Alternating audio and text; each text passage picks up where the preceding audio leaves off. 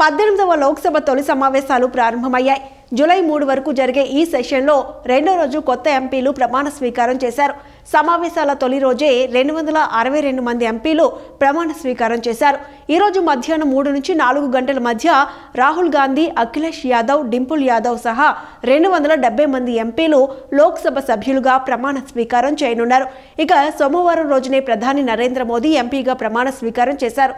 ఇదే సమయంలో ఇవాళ లోక్సభ స్పీకర్ ఎన్నికకు పేరు ఖరారు కానుంది. లోక్సభ మాజీ స్పీకర్గా మరోసారి ఓం బిర్లా బాధ్యతలు చేపట్టబోతున్నారు. ఈ మేరకు ఉదయం 11:30 గంటలకు లోక్సభ సెక్రటేరియట్లో నామినేషన్ దాఖలు చేయనున్నారు.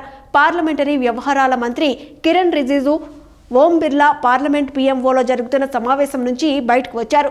లోక్సభ స్పీకర్ పదవికి ఓం బిర్లా పేరును ఎన్డీఏ కూటమి ఖరారు చేసింది. కాసేపటి తర్వాత పార్లమెంట్ హౌస్లోని ప్రధాని మోదీతో అమిత్ షా, జేపీ నడ్డా, ఓం బిర్లా సమావేశమయ్యారు. కాసేపట్లో ఎన్డీఏ నేతలతో కలిసి స్పీకర్ పదవి కోసం ఓం బిర్లా నామినేషన్ దాఖలు చేయనున్నారు. మరోవైపు విపక్షాలకు డిప్యూటీ స్పీకర్ పదవిని బీజేపీ ఇవ్వొచ్చని విశ్వసనీయ వర్గాల సమాచారం. ఎన్డీఏ స్పీకర్ అభ్యర్థి నామినేషన్ కోసం నేతలంతా తరలివచ్చారు. నేతలంతా కలిసి నామినేషన్ పత్రాలు, ప్రతిపాదనలు దాఖలు చేయనున్నారు.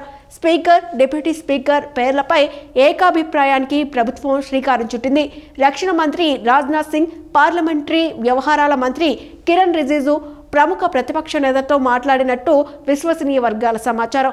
తమిళనాడు ముఖ్యమంత్రి ఎంకే స్టాలిన్, కాంగ్రెస్ అధ్యక్షుడు మల్లికార్జున్ ఖర్గే, అఖిలేష్ యాదవ్, మమతా బెనర్జీలతో ఆయన మాట్లాడారు.